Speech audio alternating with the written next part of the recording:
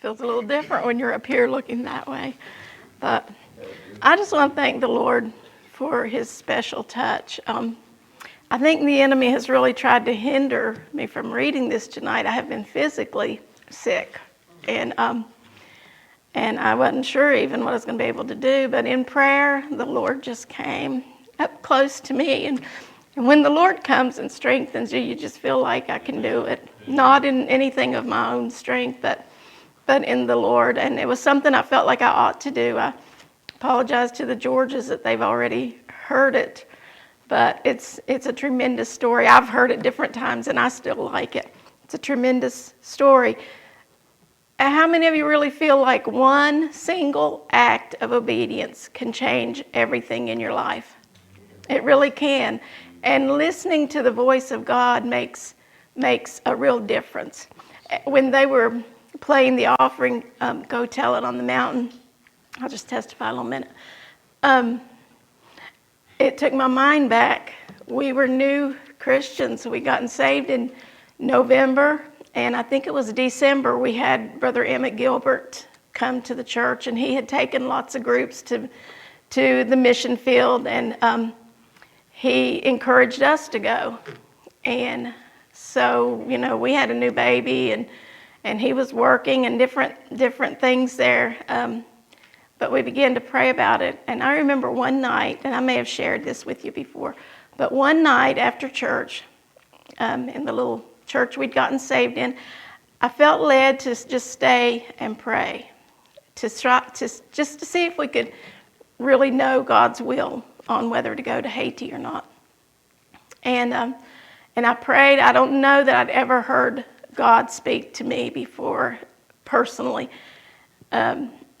But I prayed and I prayed and prayed, and it was like a song started singing to me, Go Tell It on the Mountain. Well, I didn't realize that was God. I probably wasn't real familiar with the song, had probably heard it, but so I just kept praying because I didn't know that was the Lord. But in a bit, that came to me again very clearly, Go Tell It on the Mountain. And God sealed it to my heart that was him telling me to go tell it on the mountain. Well, that was probably in about March, and we didn't go to Haiti until June.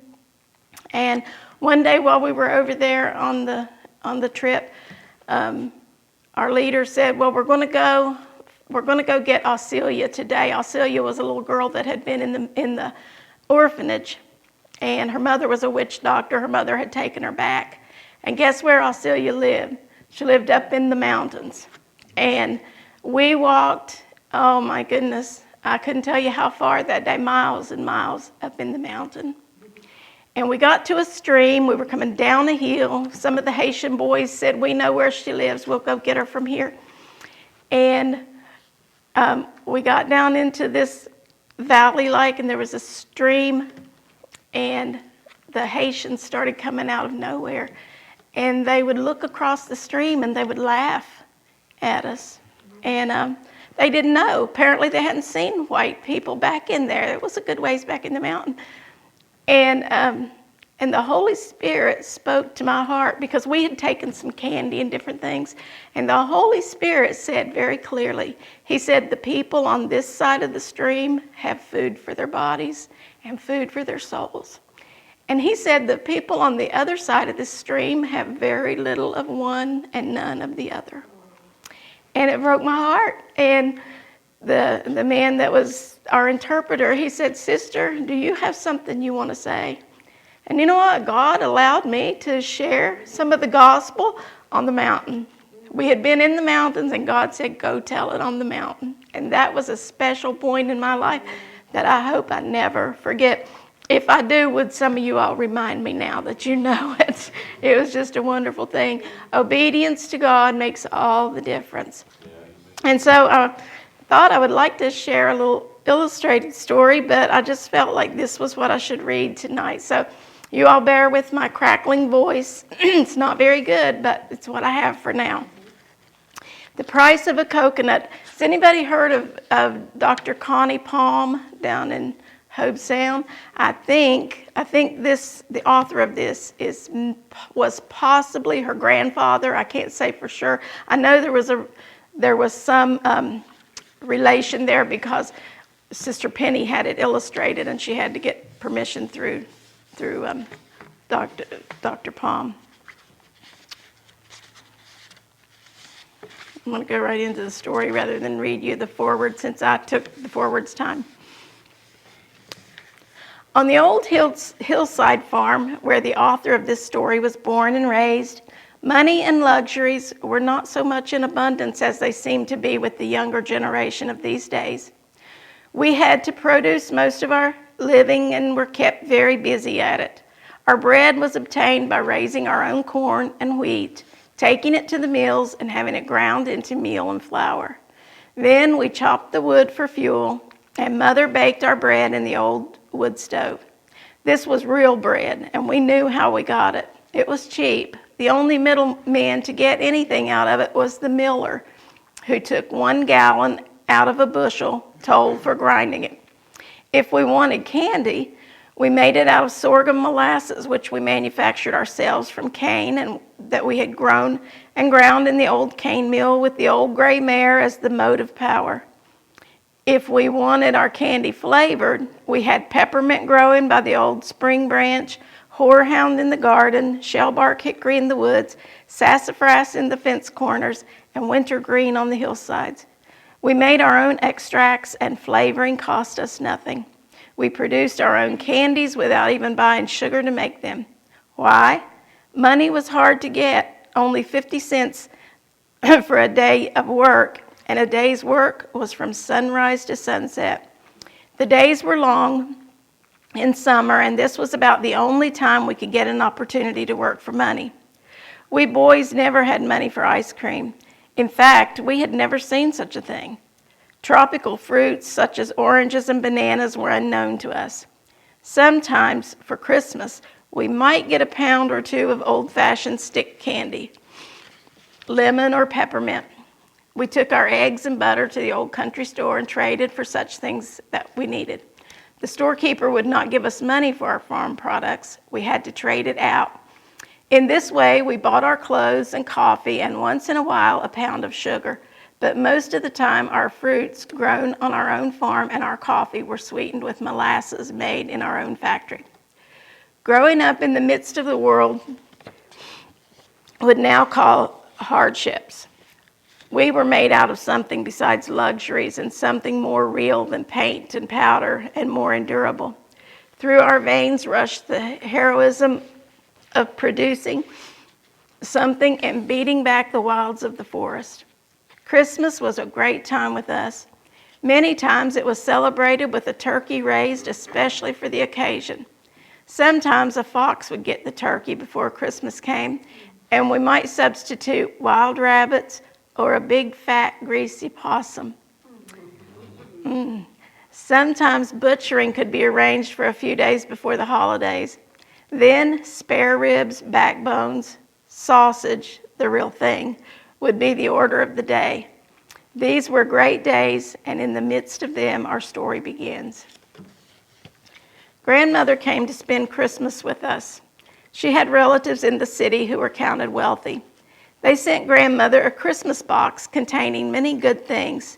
3 things I remember: candy, oranges, and a large coconut. The box was opened on Christmas morning, disclosing the first chocolate candy, the first oranges, the first coconuts we had ever seen. This was a great Christmas. We found chocolate candy a stranger to our palate, and it was not so much appreciated. The oranges would do, but we would rather just as soon have a good Roman beauty apple out of the old apple bin in the garden. The excitement began when that old monkey-faced coconut was brought out for inspection. Just before dinner, Father, taking orders from Grandmother, the disposer of the Christmas box, sawed the nose and eyes off of old Monkey Face, and Grandmother divided it among the children of our family and several cousins who came to take Christmas dinner with us. My share was a piece about as large as my thumb. I tasted it cautiously, wondering if I would like it. But that first timid nibble caused my lips to smack and say, "Yum, yum, this is the best thing I have ever tasted." I put it in my pocket and then went through the house trying to trade chocolates and various kinds of candies for the pieces of coconut that my brothers and sisters and cousins had received, but there was not a one who would trade with me. I nibbled on my piece all day, declaring it was the best thing I had ever tasted in my life. I was about 8 years of age at that time, and this piece of coconut made it the best Christmas I ever enjoyed. I wondered where such nuts grew and if I would ever see another one. The following spring at school, I was turning through a geography owned by one of the older scholars and came across some tropical pictures showing coconut groves and the coconuts being packed for shipment by a black man. Not being able to read, I took the book to the owner, showed her that picture, and asked her where those things grew. Then she read a paragraph out of the book and told me that they were a product of the tropics. But where was that? This question my timidity would not permit me to ask, although I wanted to know so very much. I turned to the girl, and with my index finger on the picture of the coconut, as I thought, I said, "This is the best eating thing you ever tasted." The group of children who had gathered around burst into laughter as the older girl said to me, "When did you ever eat one?" When I looked at the picture, I found I had my finger on the picture of the big black man who was supposed to be packing the coconuts for shipment. All that day, the scholars introduced me to each other as the fellow who eats black men. This got pretty close to my timid disposition, but I told them I meant coconuts were the best tasting things in the world and tried to convince them that I had tasted them. Because I could not describe the taste of them, but declared that there wasn't anything in this world that tasted like them, nor half as good, they said I had never tasted any. When I would come up with a bad lesson in school, they would say, "Well, he does fair, you know. He has coconut on the brain, and his head is going to turn into a coconut one of these days." They said this because I was always getting that book out that had the picture of the coconuts in it, and looking at the picture and wondering if I would ever see another one. They grew in the tropics, but where was that? I often dreamed of the tropics and of the coconuts and thought of the great privileges of the black folk who lived in the tropics where the coconuts grew. Up to this time, I had never seen a black man, and I thought of them only in connection with tropics and coconuts on account of the picture I had found in the geography. There wasn't a black man in the country where I was raised, and in those days, people did not travel as they do these days. So it was not strange that I had not seen a black man. About the time school started in the fall, nuts would begin to ripen. Hazelnuts, chestnuts, butternuts, walnuts, hazelnuts. And my brother and I would gather nuts on the way to school through the woods. And then we would hurry home from school in the evening to gather nuts. Mother would tell us that if we did not stop staying out so late, a black man would come along some evening and carry us off. We would tell her what we would do with the black man if he ever troubled us. That was all very well and good when we had never seen one. One Saturday morning, we went down to the public road about a quarter of a mile from our home to a place where a large walnut tree stood in the forks of the road. This road was not traveled much. My brother and I had gathered a nice pile of walnuts and sat in the middle of the road to hull them. We were facing each other. I was facing down the road and he up the road. If I remember correctly, it was about 11 o'clock when I looked up from the walnuts we were hulling, and there, in about 10 steps of us, was a big black man in the middle of the road coming right toward us. My brother looked up and saw my eyes and the fear in my face and turned to look behind me to see what I was staring at. When he saw the black man, he got up and moved around behind me, for I was the older. The black man saw that we were afraid of him, so he came no closer to us, but walked around against the fence.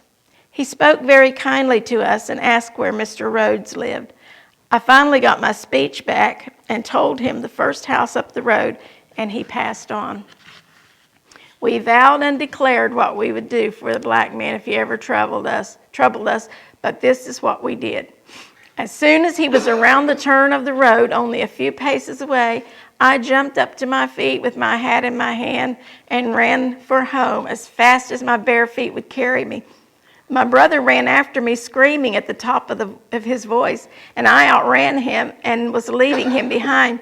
He became so frightened that he fell in the road, screaming at the top of his voice and crying, "Black man!" Mother was standing on the front porch and saw me coming up the road, hat in hand, and running like a racehorse. Hearing the screams of my brother, she came down the lane to meet us to find out the trouble, but it was ever so long before I could speak.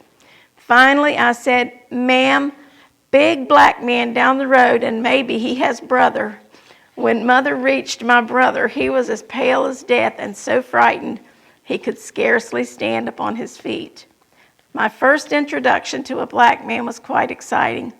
Upon inquiry, we found the black man had been sent from an adjoining county by the man he worked for to get a team of horses that had been purchased through Mr. Rhodes. Our simple manner of living in rough life, which develops brawny men acquainted with nature, continued, but the memory of the coconut never left me. I learned to work hard as a mere child. When I was about 12 years of age, after finishing a hard summer and fall's work, Father promised me shortly after Thanksgiving that I could spend Christmas with my grandfather. And I looked forward to this visit with great anticipation. I always enjoyed going to grandfather's. He had been in the Civil War and drew a pension and always had some money, and he never failed to divide with me, for I was his eldest and favorite grandson. The morning before Christmas came, and I was up early in anticipation of the trip to grandfather's. Only one thing could have surpassed it, and that would have been to have received a big coconut. The Christmas that I had that first taste of the coconut was really the best Christmas I had ever known. After dinner, Father went out and saddled the old gray mare. I jumped into the saddle and galloped off to grandfather's. Along in the middle of the afternoon, I rode up in front of grandfather's old country homestead and shouted, "Hello!" Grandfather, in his soldier uniform and brass buttons shining, came to the door. He gave a grand salute and called out in greeting, "Hello, General, where are you going?" I replied, "I thought I would come down and spend Christmas with you." With a smile of welcome, Grandfather said, "Light and look at your saddle and hitch to the rack, and we will put the horse up after you have warmed a bit." While supper was being prepared, we sat before the old wood fireplace eating shiny red winesap apples. I told Grandfather the apples were very fine flavored and very juicy, and he said they can't be beat in the country. I agreed with him that I had never tasted anything better but once. And Grandfather asked, "What was that?" I replied, "That was a piece of coconut Grandmother gave me for Christmas 4 years ago." Grandfather said he had seen a few in town several years ago, but he had never tasted one. While we were chatting, Grandfather rose up, threw his shoulders back, and said, "We had planned to go to town tonight to see the Christmas sights and get some things. Would you like to go along?" Of course, I was only too glad to go, as all the boys would have been. Before he sat down, he took out his pocketbook, took out a dime, and handed it to me. "You can have that to buy something for yourself." Boys in these days would not think that too much to spend for Christmas, but in those days it was a lot of money for a boy. The thought of a trip to town with Grandfather to see the Christmas sights was so overwhelming, I almost lost my appetite for supper. Soon we were off, Grandfather, myself, and a couple of uncles only a few years older than me. After a 2-mile tramp, we came to the little country town, which boasted 3 or 4 fair-sized general stores, a post office, drugstore, railroad station. They were all lighted up and decorated for Christmas. Santa Claus was in the window, and to me, who had never been in a town at night and had never seen a light more powerful than a No. 2 burner kerosene light, this was a sight.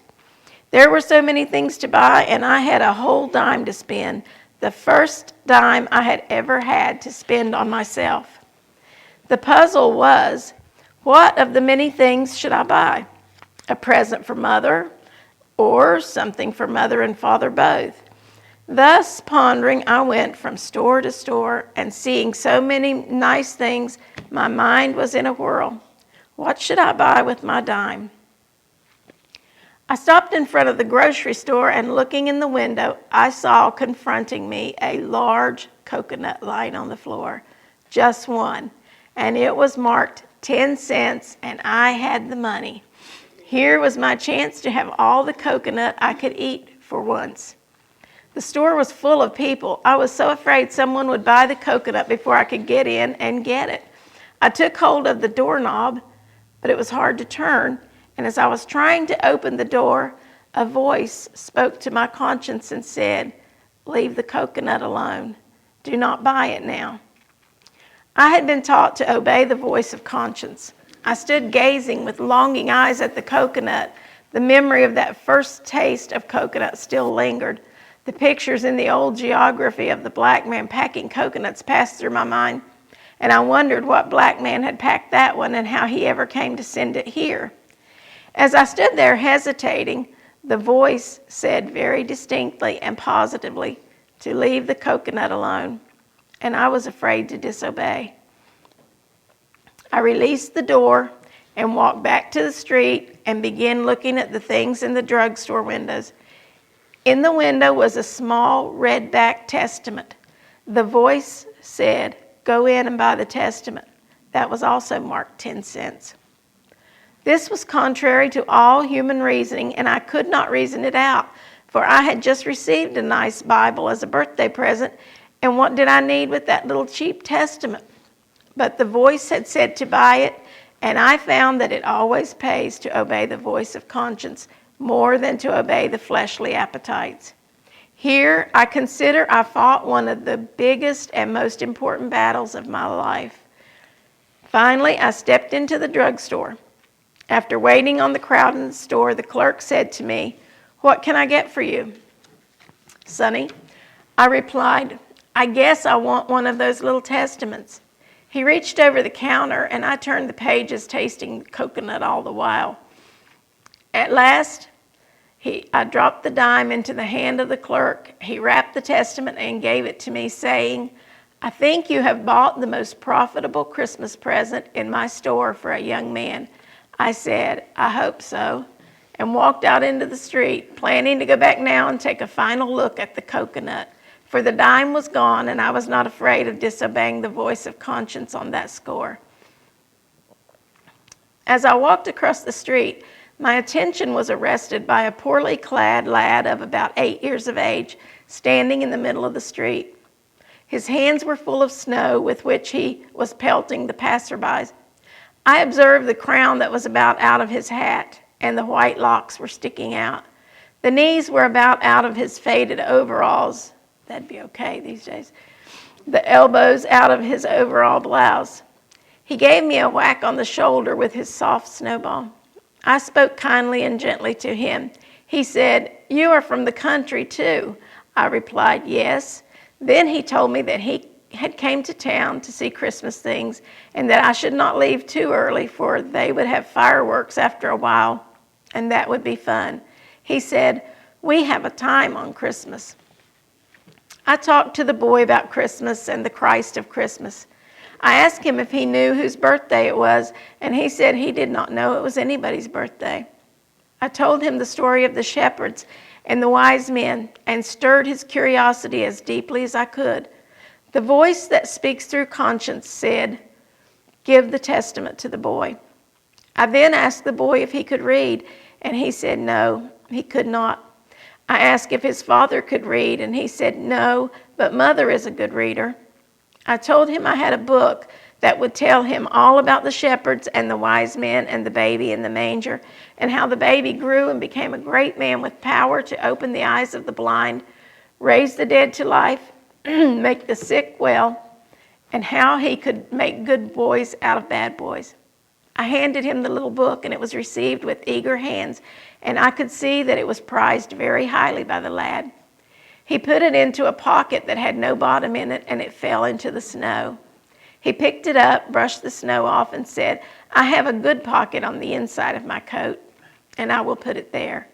Searching his clothes, he brought out a safety pin and pinned the pocket together. And as he did so, he said, "The boys will likely rough me up before I leave town, and I might lose it, so I will make it safe." I told him to be a good boy and wished him and his father and mother a happy Christmas and turned to leave. He followed a few steps and said with a trembling voice, "Say, I'm sorry I smudged you up with the snow. I just thought you was some rough, stuck-up fellow from south of town." I told him it was all in Christmas fun and passed on. By this time, I had such a victory over my appetite for coconut that I scarcely wanted it at all.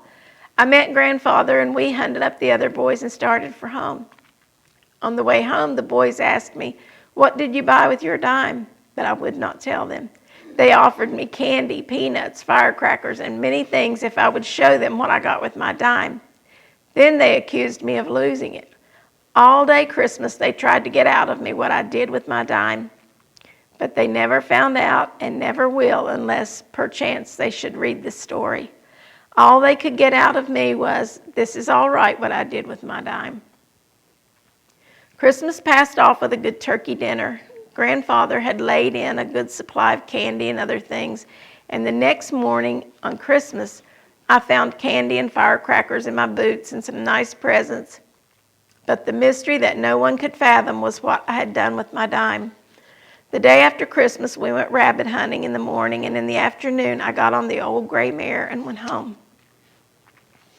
I spent much of my boyhood working on the farm, clearing ground and working in the timber, hauling logs to the sawmill and working around the sawmill. But with all of it, I ever tried to obey the voice of conscience. Only a few times did self and appetites ever get the best of me. There's a real message in this.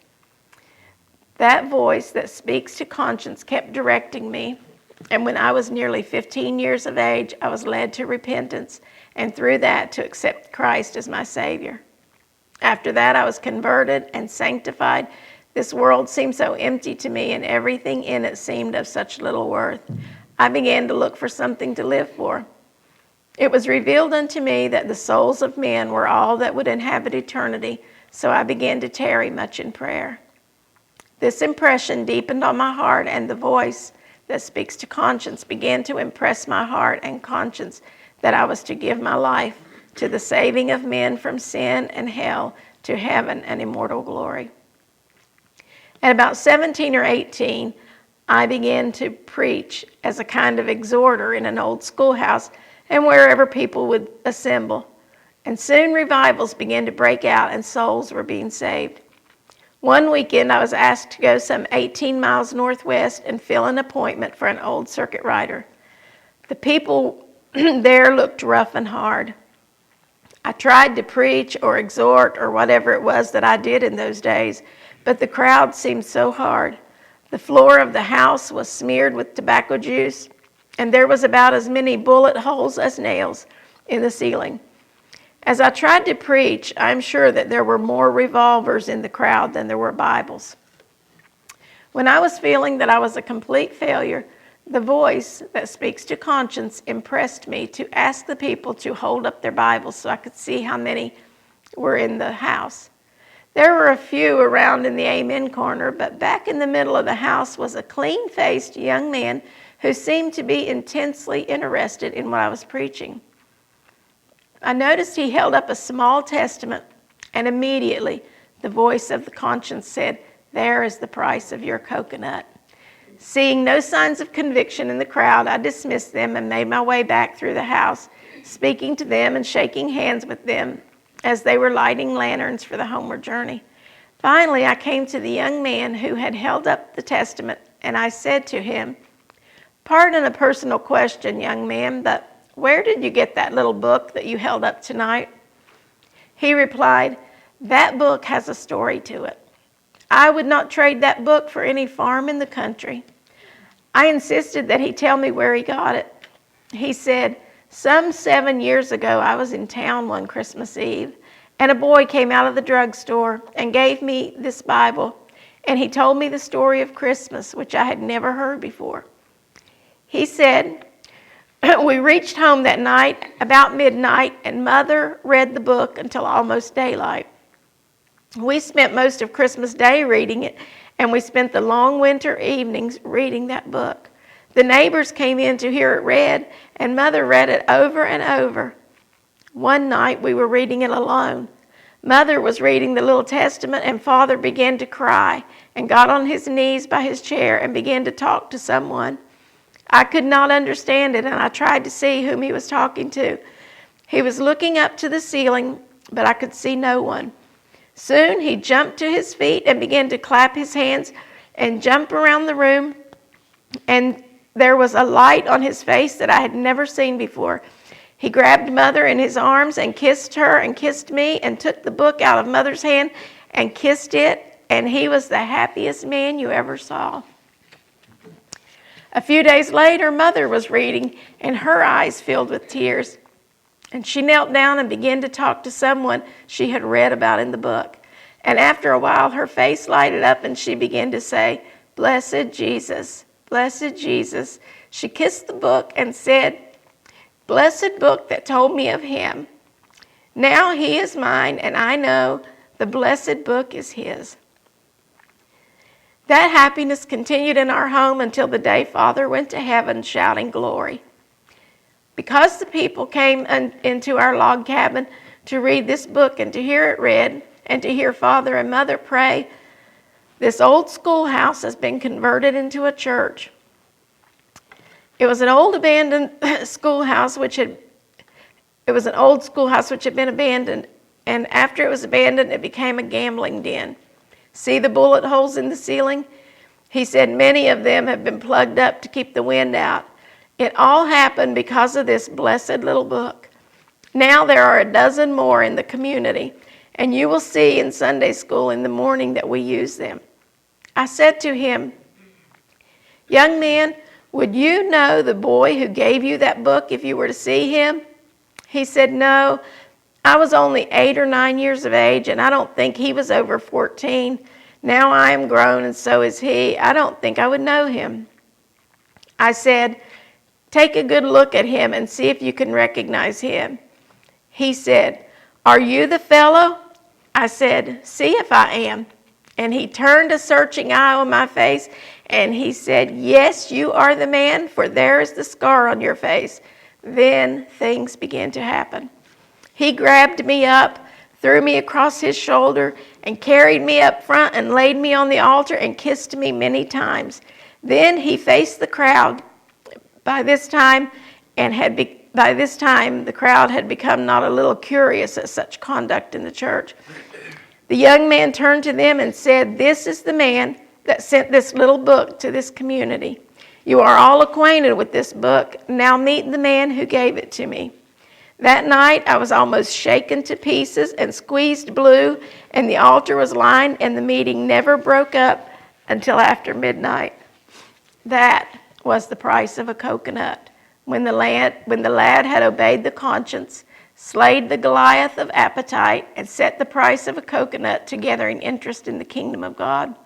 One saved in heaven, one shouting the victory, one home saved and made happy, a gambling den turned into a church, a Sunday school where people met to read their Bibles instead of meeting to gamble, to play cards and fight and shoot the ceiling full of bullet holes.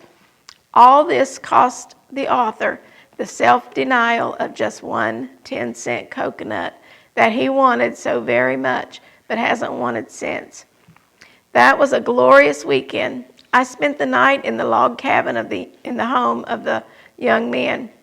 I don't say I slept, for that dear old mother in Israel blessed me all night and shouted because her eyes were privileged to see the one who had sent the blessed book to them. Sunday was a blessed day, and great crowds came to see the one who sent the first testament into their neighborhood.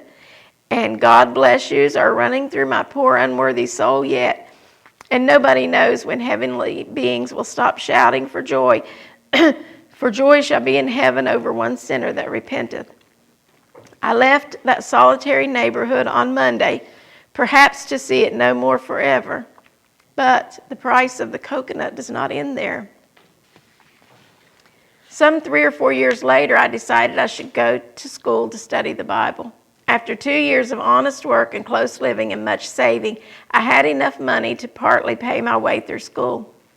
Some Christian friends had advised me to go to Ruskin Cave College in Tennessee, some few hundred miles from home. Born in a humble log house on the farm, growing up, living where I saw very few strangers, and being of a timid, backward disposition, it was quite an undertaking to leave home and go among complete strangers. I was busy up to the time of leaving. I had preached a funeral on Saturday, preached twice on Sunday, came home late Sunday night. Monday morning, I started on my first long journey from home. Father took me and my baggage to the station. Standing on the station platform while waiting for the train, I said to Father, "I'm going on a long journey this morning." Father, almost in tears, said, "You can do as you please." There was no question in my mind what I should do.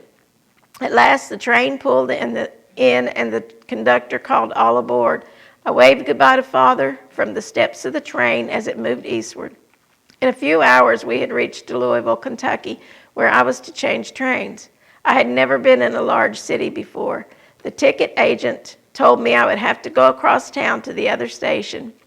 The station was crowded with people, and I did not know a soul. Neither did I have the least idea how to get to the other station.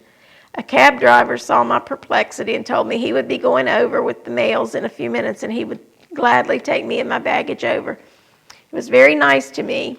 I told him I was on my way to school, and he made no charge for the transfer and pointed out some of the show places of the city as we crossed the town. The ticket agent had some trouble locating Ruskin Cave, but at last told me I would have to go to Tennessee City, 40 miles out of Nashville. When he told me the amount of my fare, I began to realize I was going somewhere. My ticket to Louisville was only $1, and I thought I had gone a long distance to reach that point. Now my ticket was $9.25, and I figured that I was going 9 times as far as I had already gone. At last, I was on a fast train for the South. We had passed a few stations when a rough-looking man got on the train and took a seat just in front of me. He turned around and began a conversation, and I thought he acted strange. Up to this time, I had never seen a drunken man, and I wondered what was the matter with this stranger. He seemed to know the country roads through which we were passing and pointed out the battlefields, Mammoth Cave, and many other places of interest as the train sped down the line. After a while, this man wanted me to go back to the men's washroom with him. I asked him what he wanted back there. He said, "I have a grip full of good old-fashioned Kentucky moonshine, the best ever made." I informed him that I had no use for moonshine, nor the moonshiner, and that if I could find a policeman when the train stopped, I would surely have him arrested for moonshine and whiskey. I told him I should not stand for that business. Then he tried to be more friendly to me and told me I would have to spend the night in Nashville, and the place I should go was the Salvation Army. Before this, he had been telling me what a time we could have when we reached Nashville. But I made up my mind to have him arrested and searched for illicit liquor. When the train pulled in the next station, a policeman got on, having in charge an insane person. And when I went to the front of the coach to speak to the officer, my moonshiner friend hurried to the end of the car, got off the train, and was gone with his moonshine. At the station, I observed a crowd of young men and women who seemed to know one another. Each wore a white ribbon which was printed Ruskin Cave College. As that was the place I was bound for, I made an effort to get acquainted, and we had a good time together on the train. 2 old-fashioned hacks drawn by 4 mules were each waiting at the station for the students, and after a ride of about 2 hours, we reached the beautiful college. We were summoned to the dining room by the bugle, where a splendid dinner awaited us. There were welcome speeches, and I began to feel a little at home. Shortly after dinner, 3 young men and myself were standing up at the campus when one of the professors stepped up and introduced himself. He was tall and stately looking. After a few minutes' conversation, he said, "Gentlemen, I would like to have your trunk keys and your baggage keys." At this request, I handed over my keys, showing the professor which one unlocked each piece of baggage. The other young men turned red in the face and were not inclined to give up their keys. One of them told the professor he could send their baggage to their room and they would take care of it. But the professor said, "Your baggage is in the inspection room and will not come out until it is inspected. It will either be inspected or sent back to the station and its owner with it." One young man said, "Take mine back to the station," and he turned back from his career. Two others reluctantly handed their keys. I said, "Professor, if you find anything in my trunk that the institution does not approve of, you can take it out and do with it what you wish." The reply was, "I think I will find yours all okay," and he walked away. The other two boys said, "My, if I had known this was the rule, I would have taken some things out when I was in Nashville last night." The next day, I saw a great bonfire in the college yard of half-nude pictures, cob pipes, cigarette papers, peekaboo blouses, and many other things going up in smoke. 2 or 3 days after the arrival of my college, I was walking on the campus and feeling very blue and strange among those hundreds of young men and women. I stopped to watch the hack unload some new students and their baggage in front of the college entrance. Among them, I saw a light-haired young man, and that inner voice said, "There is the price of your coconut." It was the same young man to whom I had given the Testament several years ago. I asked him what he was up to, and he said that God had called him to preach. His mother had gone to heaven, and he had the old farm and had sold it and had come to school. Now I had a companion in the loneliest hours of my life, the price of my 10-cent coconut. We had a good year together and a profitable one. The young man proved to be a brilliant student. Circumstances forced me out of school, but he stayed and finished the course. He wrote me, giving an invitation to his commencement exercises, desiring that I should come, but I said I could not come. And he was making arrangements to sail for China as a missionary and expected to spend his life there.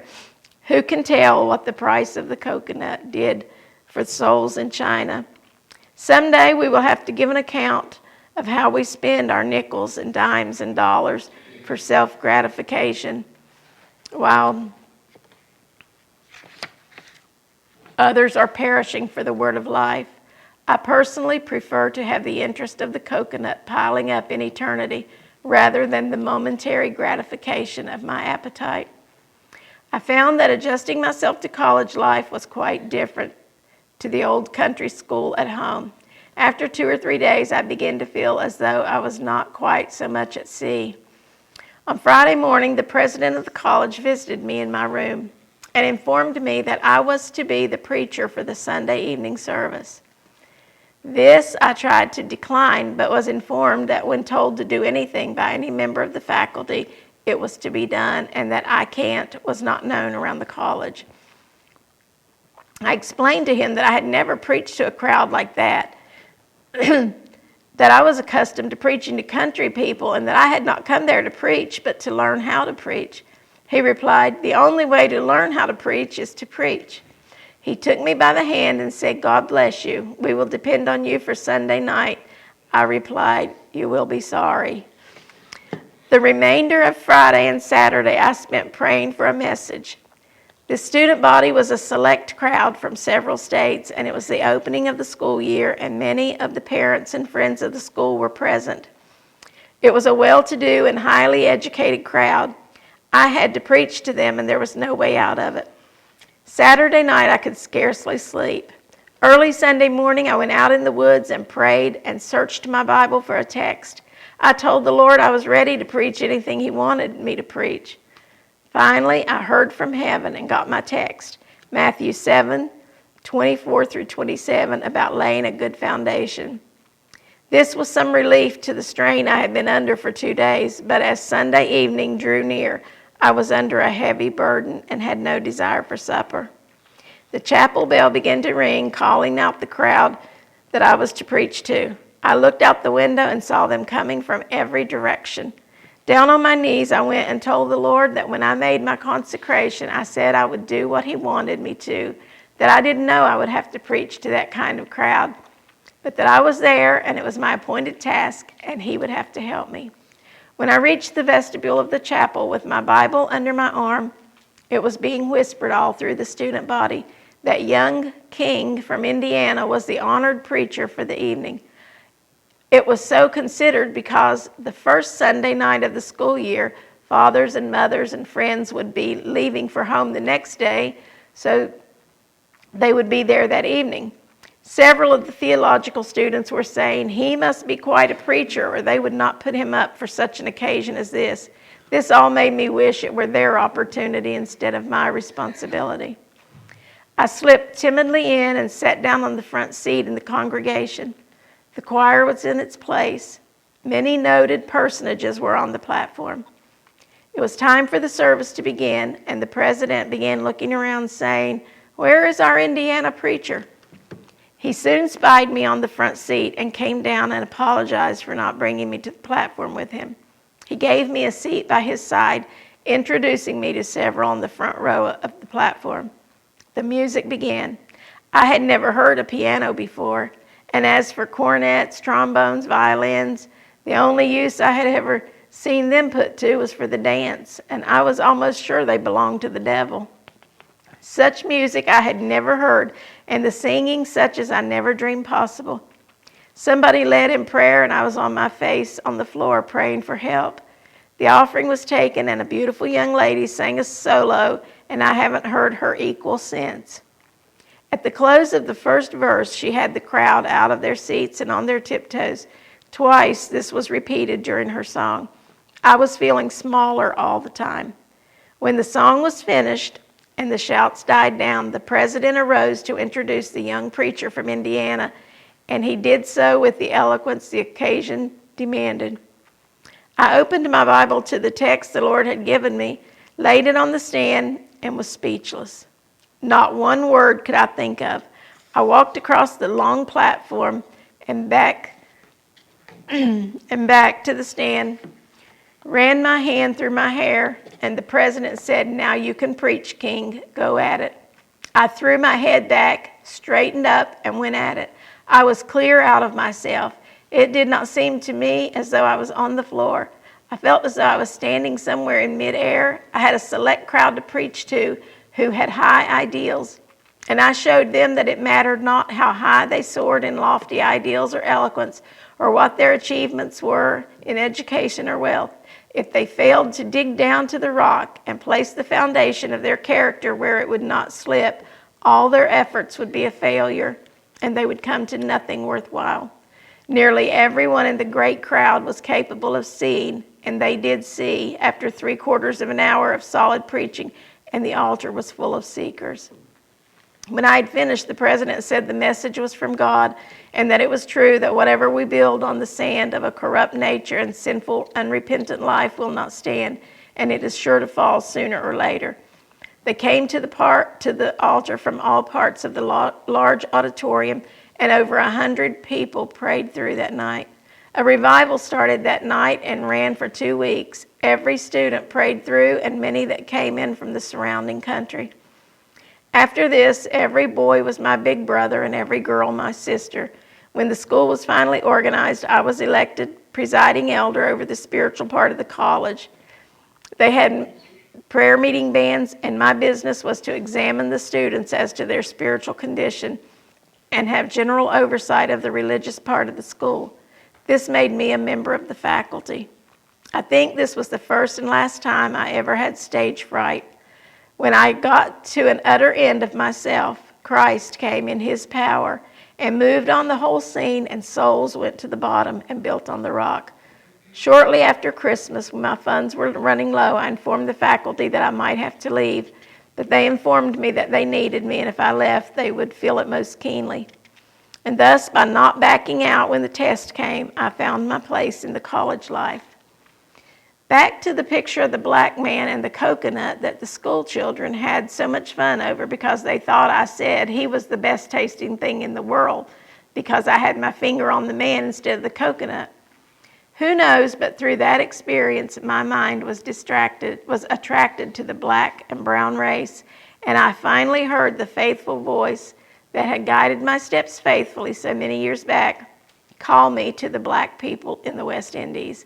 to love them and minister to them and the word of life. Where? Down in the tropics. I was glad for the opportunity to go to God's Bible school a few years later. There, as a poor boy, I had the opportunity to work my way through school. It was the only way I could go through. One day we were tarring and sanding a roof on a 3-story building. I was drawing up sand and gravel and hot tar. The tar was being melted in a large kettle by a big black man from the tropics who was a student at the school. At the time, I did not know him or where he was from. I walked to the edge of the roof and called for tar.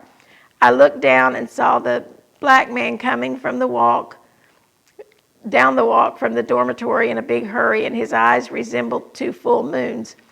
The kettle of tar he had been tending was on fire, and the black smoke was rolling high. I saw him run with a small pail of water. Knowing the results of throwing water on blazing tar, I swung down the rope and arrived just as he dashed about a quart of water into the burning tar, causing it to boil over and continue to burn down the walk. He next tried the experiment of throwing sand on it. Running to a scrap heap, I got a piece of galvanized iron, covered the kettle, and smothered the fire, then turned around and formed my first acquaintance with a black man. I found him to be a missionary, and the cause of our little excitement was this. Someone had given him a quarter for his missionary box, and he had gone to his room to put the money in the box. While he was gone, the fire got into the kettle of tar. The last I knew of my black friend, Alfred Taylor, he was still working for his mite box and pressing into service of the same kind everyone of his field. Some years later, I went as a missionary to his country, and we had blessed fellowship preaching together. The second black man I became acquainted with was Peter Stoffel from Africa. He was also a student in God's Bible school. He had been saved out of heathenism. I found him a Christian gentleman. He was also from the land of the coconuts and talked about chasing monkeys up the coconut trees and throwing stones at them. Then the monkeys would cut off a nut from the tall tree and throw it at him. He told me how he would sleep in the trees to keep the lions and tigers from getting him, and how he used to take his bath in the grass while it was still wet with dew. One morning, he said, a large lion came down to a small stream only a few yards from where he was. He lay very still until the lion began to lap water. Then he shinned up the tree as fast as he could and got in his blanket that was tied in the limbs of the tree like a hammock that he had been sleeping in. One day, Peter got so homesick for his people that he ran away from Bible school and started to walk to New York to get a ship to Africa. After walking long distances, sleeping in barns and haystacks, Peter returned to God's Bible school to await the proper time for his going. Asking Peter where he slept at night, he told us that one night he borrowed a blanket from a clothesline, tied it in a tree, slept as he did in Africa, and returned it the next morning before the people were up. I remember Peter's farewell message in his text, which said he couldn't find in the Bible, and he asked me to find it for him. I told him it wasn't in the Bible, but in his grammar. He wanted a text to fit his experience in school, and this is what he had chosen. The meals of the gods grind slowly, but exceedingly fine. The pictures in the old geography of the black man and the coconuts had made a vivid impression on my childish mind. And now my contacts with 2 Christian black men from the tropics studying for the ministry had made the picture seem more real, and all the more so as these trophies of grace from the tropics told me stories of their own country. At that time, I did not know I was to spend 15 years in the land of the coconut, seeking ebony jewels for the kingdom of heaven. We found many of them in the West Indies. When the Lord saw I had mastered my abnormal appetite and desire for coconuts, he took me and set me in the middle of a 40-acre field of waving coconut palms, and the black boy climbed the trees and threw them down until we said, "It is enough. This is plenty." If we delight ourselves in the Lord, he will grant us the desires of our heart. Cast thy bread, or dimes, or coconuts, upon the water, and it shall doubtless return to you after many days. The price of a coconut may seem small, but Henry Ford and John D. Rockefeller could not buy the author's interest in it with all they possess. The coconut story is ended. May God bless it to you. Bless it to your heart is the prayer of your unworthy servant in the gospel.